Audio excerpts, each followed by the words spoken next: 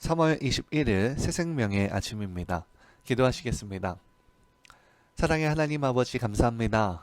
죄악된 세상과 죄로 물든 우리의 삶 속에 우리를 찾아와 변화시키시며 사랑하여 주시고 자녀 삼아 주심에 감사합니다. 속이고 빼앗고 그리고 또한 복수하고 분노하는 그런 세상에서 그것이 전부인 줄만 알았는데 이제는 주님에 대한 믿음과 주님 안에서의 관계의 회복으로 인하여서 주님의 영광과 기쁨을 위해 달려가는 삶으로 살아가게 하여 주심에 다시 한번 감사합니다.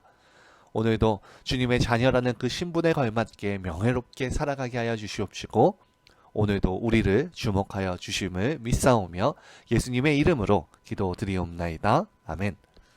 오늘 주시는 하나님의 말씀은 누가복음 17장 11절부터 19절까지의 말씀입니다. 누가복음 17장 11절에서부터 19절까지의 말씀입니다. 예수께서 예루살렘으로 가실 때에 사마리아와 갈릴리 사이로 지나가시다가 한 마을에 들어가시니 나병 환자 10명이 예수를 만나러 멀리 서서 소리를 높여 이르되 예수 선생님이여 우리를 불쌍히 여기소서 하거늘 보시고 이르시되 가서 제사장들에게 너희 몸을 보이라 하셨더니 그들이 가다가 깨끗함을 받은지라.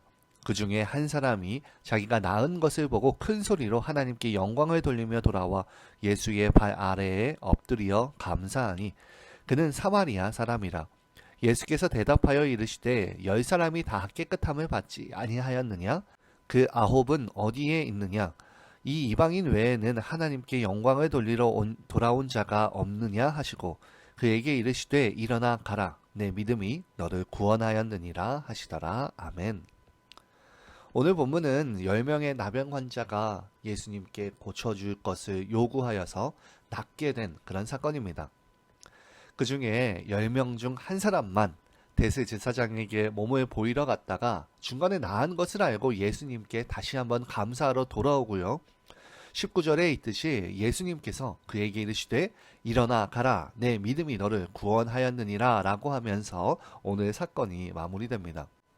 10명의 나병 환자가 다 고침을 받았지만 구원에 이른 자는 이 감사해 한 사람에게만 허락되었다라는 이야기인데요. 예수님께서는 이 땅에서 공생애를 사시는 동안 찾아온 모든 이들을 고쳐주셨었습니다. 하지만 오늘 본문에서 분명히 드러나는 것은 고침을 받은 것과 구원을 받은 것은 조금 다른 문제다라는 것입니다. 이것은 매우 현실적인 문제를 보여줍니다. 예를 들어서 여러분들은 병고침을 받으시겠습니까? 구원을 받으시겠습니까? 우리는 쉽게 구원이라고 바로 대답할 수 있겠지만 현실에서 세상의 사람들은 병고침이다라고 당장 답할 겁니다. 나는 구원보다는 이 세상에서 있는 그런 물질을 더 준다면 그것을 택하겠다라고 하는 것이 바로 세상의 사람들일 겁니다. 어디로부터 이렇게 믿는 자와 믿지 않는 자의 다른 답변이 나오게 되는 것일까요? 그것은 하나님이 어떤 분이신지에 대한 아엠과 그리고 또한 하나님과의 그 관계가 얼마나 귀한지 우리는 알고 있기 때문입니다. 오늘 본문에서도 우리는 거침없이 사실 읽어 나아갈 수 있겠지만 사실 그 현실이 드러납니다. 믿음이 없는 자들은 이렇게 바라봅니다. 어떻게 하면 치료함을 얻었는가? 어떤 조건으로 치료함을 얻었겠고 더 나아가서는 이 구원이라는 것도 어떻게 하면 구원을 받을 수 있는 조건이 있는가를 바라볼 겁니다. 하지만 오늘 본문은 그보다 더 깊은 문제가 있습니다. 구원이나 치료의 조건을 따지는 것이 아니라 진짜 구원을 받은 자의 모습은 어떠한지에 대한 구별이 드러나기 때문입니다. 자, 이것이 무슨 말인지 오늘 한번 깊게 들어가 보기를 소망하는데요. 우리는 예수님이 우리의 신앙에서 기독교에서 아주 중요하다는 것에 대해서 알고 있습니다. 그 이유는 바로 하나님의 궁극적인 목적과 방법을 예수님을 통해서 확실히 드러내시기로 그 하나님이 작정하셨기 때문입니다. 여기에서 우리는 어떻게 고백되어지느냐? 예수님이 하나님의 하나뿐인 아들 독생자로서 신이시자 인간으로서 오셨다고 고백하는데요. 이 예수님의 성육신이 우리 믿는 자들이 느껴질 때에는 이것이 하나님이 이 인간 세계에서 힘 있는 자 혹은 흔히 작은 신들로 불리는 사람들처럼 다른 이들에게 명령하고 복종하고 힘으로써 그렇게 눌러버리시는 분이 아니라 우리의 처지에 찾아오는 분이라고 우리는 이해하며, 또한 우리를 참아내시고 설득시키기 위해서 자신의 무릎을 꿇고 우리의 눈높이에 맞춰주시는 분이심을 고백하게 됩니다. 곧 낮은 자리까지 찾아오시는 그분의 자비와 선하심을 우리는 하나님에 대한 알므로써, 내 삶 속에서 드러나는 간증으로써 이웃들에게 하는 전도이자 우리의 신앙 고백입니다. 이처럼 오늘 예수님 앞에 나와서 고침을 받은 이 나병 환자가 감사함으로 나중에 결국 구원이라는 결과를 허락받게 되듯이, 하나님의 놀라운 계획과 그 영광에 대한 초대가 우리에 대한 간증으로서 드러나는 것은 이 예수님 안에서만 가능하다는 것을 보여주는 사례입니다. 하나님이 나의 형편에 찾아오시고 내 간절함에 귀를 기울이심으로 우리를 불쌍히 여겨주셔서 고쳐주셨고, 이런 은혜를 베푸심에 대해 하나님이 누구신가를 알게 해주셨습니다. 하나님은 우리를 무언가 써먹으시려고 구원해 주신 분이 아니십니다. 왜냐하면 우리의 어떤 능력이나 이해관계를 통해서 우리를 부르신 것이 결코 아닐 뿐만 아니라 못난 사람도 나같이 부족한 사람도 구원을 공평하게 해주신다는 것을 우리는 알고 있기 때문입니다. 이것이 매우 중요한데요. 예수님 앞에 나와서 감사함으로 고침을 받은 것 정도로의 구원이 아니라 그것을 넘어서서 예수님이 누구신지 아는 것까지가 구원이며, 이후에 그분의 사랑을 받는 자로서 그분을 자랑하며 다니는 것이 그분의 뜻입니다. 곧 하나님은 우리를 인격적인 관계로 부르셨고 그 안에 거하는 것이 우리에게 주어져 있는 구원이며, 병고침도 매우 소중하지만 그것보다 더 귀하고 소중한 은혜다라는 사실입니다.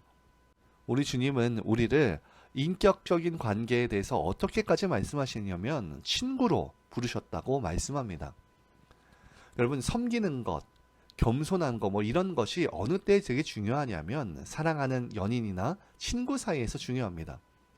왜냐하면 친구는 어떤 능력이나 잘남으로 연인을 그분의 능력과 잘남 때문에 선택하는 것이 아니라 단지 그와 함께 있을 때의 편함과 자연스러움, 어떤 조건 없는, 흔히 욕을 하면서도 마음이 상하지 않으며 모든 것을 털어놓을 수 있는 그런 친밀함까지 가는 것, 이것이 매우 중요한데, 이 우리에게 허락된 예수님과의 관계가 그러하다는 겁니다. 그분이 우리를 편들기 위해서 죽으신 분으로까지 우리에게 찾아오시며 같이 가자라고 하는 그분의 음성을 듣는 것, 내가 너에게 한 것 같이 너도 나에게 해줘라 라는 무언가의 그 관계의 부름 가운데 나아가는 것이 우리가 예수님을 믿게 된 증거이며 또한 구원이다 라는 것입니다. 예수님을 모른다는 것은 바로 그 관계의 그 영광을 모른다는 겁니다. 이 명예를 놓치고 오늘의 본문의 방식으로 말하자면 병나은 것이 전부인 것처럼 믿음을 생각해서는 안 된다는 겁니다. 우리는 그렇게 병났고 세상으로 나아가서 행복하게 살다가 끝난다라고 하는 그런 마침표를 찍어서는 안 됩니다. 예수님을 알게 되어서 그 이후로 세상 속에 살지만 하나님과의 동행함으로 그의 삶이 거룩한 삶이 되었다. 혹은 이후에 예수님을 만나서 자비와 용서와 인내와 오래 참음으로 빛과 소금의 삶을 살았다. 영원히 그의 품에 안겼다. 라는 마침이 되어야 된다는 겁니다. 예수님을 믿어서 세상의 보상을 잔뜩 받았다가 아니라 예수님이 보상이십니다. 예수님 그 자신이 복임을 아는 것, 그를 믿고 사는 것이 우리에게 감사한 일이며 기적이고 세상의 무엇과도 바꿀 수 없는 자랑입니다. 최소한 우리의 친구나 사랑하는 가족을 다른 무엇 때문에 희생할 수 없듯이 우리 안에 바꿀 수 없는 것, 그 연장선의 그 절정에 이 예수님이 있다는 것, 그것이 바로 오늘 본문의 말씀입니다. 오늘 그 예수님과의 관계의 친구로서, 명예를 가진 자로서, 그분이 우리를 낫게 하시고 회복하여 주신 그 목적을 깊게 이해한 자로서 복된 신자로서 오늘 하루를 살아가는 저와 여러분들 되시기를 진심으로 축원합니다. 이 시간 함께 공동의 기도 제목으로 기도하시겠습니다. 첫째로 예수님의 친구로 그의 사랑받는 자녀로 삼아주심에 감사합니다. 오늘의 기쁨과 감사함으로 주님과 동행하며 살아가는 저희 되게 하여 주시옵시고 주님의 그 영광과 명예를 가진 자로서 주님만 앞세우며 나아가게 해달라고 기도합시다. 둘째로 주말의 예배를 위해서 기도합니다. 토요 새벽 예배 그리고 주일의 온 세대의 예배가 주님의 선하심을 드러내게 하는 그런 찬양과 기도와 말씀이 풍성하게 하시고 온 성도의 사랑과 기쁨의 교제가 가득하여서 주님의 기쁨이 되는 새생명 공동체의 예배가 되도록 기도해 주시고 개인 기도 하시겠습니다.